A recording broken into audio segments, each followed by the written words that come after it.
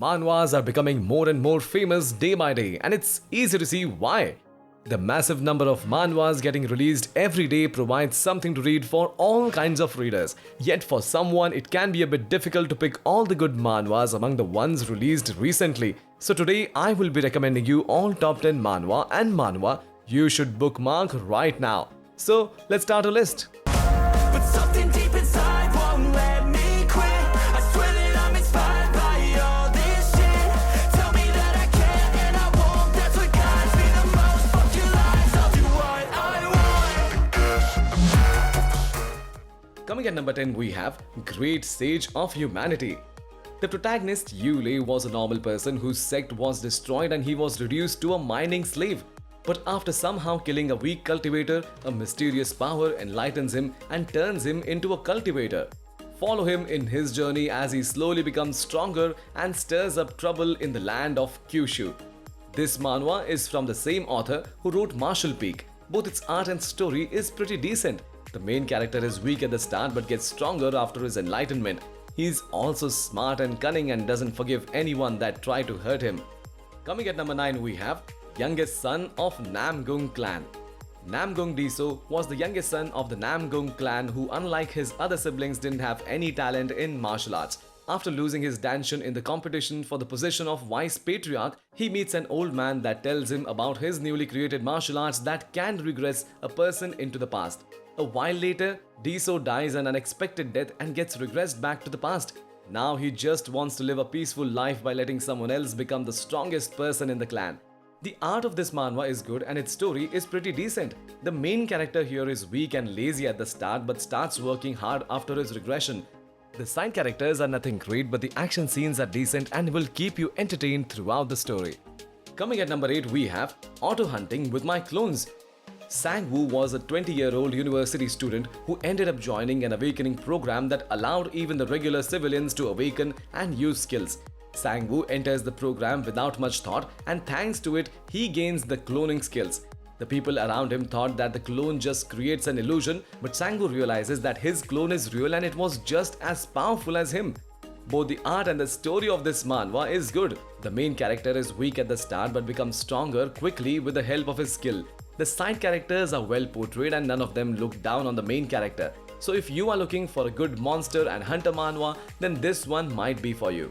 Coming at number 7, we have Top Rear Providence. After getting reincarnated in a cultivation world, Hanju realizes that he can live his life like a video game. He can re-roll his cultivation potential and ends up spending a long time to get a good one. But after 11 years of misery, he finally gets a top-notch spirit root and an unparalleled potential. Now he decides to stay low-key and cultivate in secret until he becomes strong enough. This manhwa is very different from other cliché cultivation manhwa. Its art style is just beautiful and its story is also quite good. It also has no annoying elements like harem or arrogant side characters. The main character is weak at the start but gets stronger really quickly and surpasses all of his peers. So if you are looking for a cultivation manhwa, then you should definitely give this one a try. Coming at number 6, we have Demonic Master of Mount Kunlun.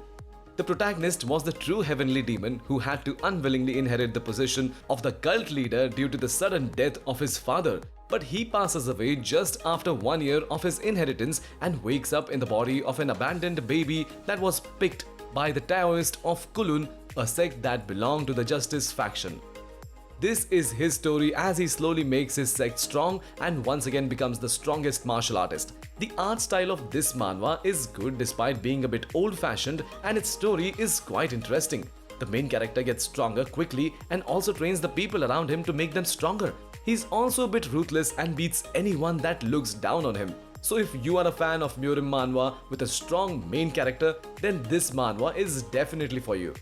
Coming at number 5, we have My School Life Pretending to be a Worthless Person.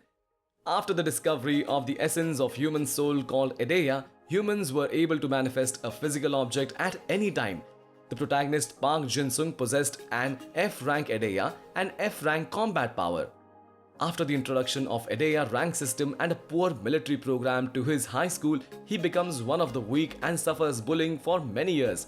However, in reality, the Edeya he had awakened was actually an S rank, but he has to hide it cause his Edeya couldn't distinguish between friend and foe.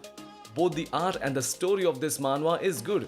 The main character hides his true power most of the time but doesn't hold back whenever he is in a do or die situation. Some of the side characters are a bit annoying at the start but go through character development as the story goes on. Coming at number 4, we have Reincarnated Escort Warrior. The protagonist dreamt of being an armed escort warrior that rode on a fancy horse and transported goods. But because of his disability, he couldn't learn any martial arts, and even after trying really hard, he could only become a porter of an escort agency. But one day during an escort mission, he gets attacked and killed by unknown mountain bandits. But to his surprise, he later wakes up in the body of Lee Jung-ryong, the useless fourth master of Heavenly Dragon Escort Agency.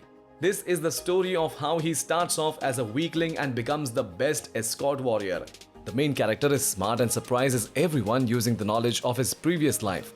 He is weak at the start but later gets his special power that gives him a huge advantage over other martial artists. The side characters are also well written and they help the main character to the best of their ability. Coming at number 3, we have Hectopascal. Park Han-jun was the leader of a nationwide gang of students called Nexus. One day he gets betrayed by the members of his group and loses everything he had. After this incident, he decides to never fight again, but after getting support from the CEO of a big company who had the goals to destroy Nexus, Han-jun decides to fight again and make everyone that betrayed him pay in blood. Both the art and the story of this manhwa is quite good. The main character is really strong and ruthless right from the start and beats anyone that tries to hurt him. The side characters are great and they help the main character as much as they can. The fight scenes are also amazing and will definitely keep you entertained throughout the story. Coming at number 2, we have Tyrant of the tower defense game. The protagonist was a streamer that managed to reach the ending of a tower defense game that was considered impossible to clear at its highest difficulty. But a while later, he wakes up in the world of the tower defense game in the tutorial stage that was impossible to clear even for him. Now he has to figure something out and get out of this deadly situation as soon as he can. This is a really unique manhwa with a lot of potential. Its art is good and its storyline is also great. The main character gets thrown in real dangerous world where one wrong choice can cause a person's death. He is smart and does everything he can to get out of every dangerous situation he finds himself in. The side characters are also realistic and they help the main character no matter how dangerous the situation is. Coming at number 1, we have Helmut, the Forsaken Child. Helmut was a child who was abandoned in the demonic beast forest because he possessed the seed of darkness. He was raised and protected by one of the strongest demonic beasts, and the first human he meets was the sword saint Darien. Now Helmut's fate starts to change as he gets trained by one of the strongest swordsmen in order to become strong enough to get off the demonic forest alive. This is his story as he turns from a weak child that was a prey to others into a predator that was feared by everyone. Both the art and the story of this manhwa is great. The main character was a wild kid at the start, but he slowly goes through character development and learns how to live like a human.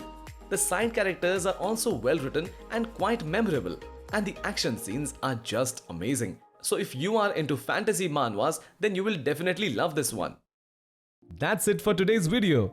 Thanks for watching and I will see you in the next one.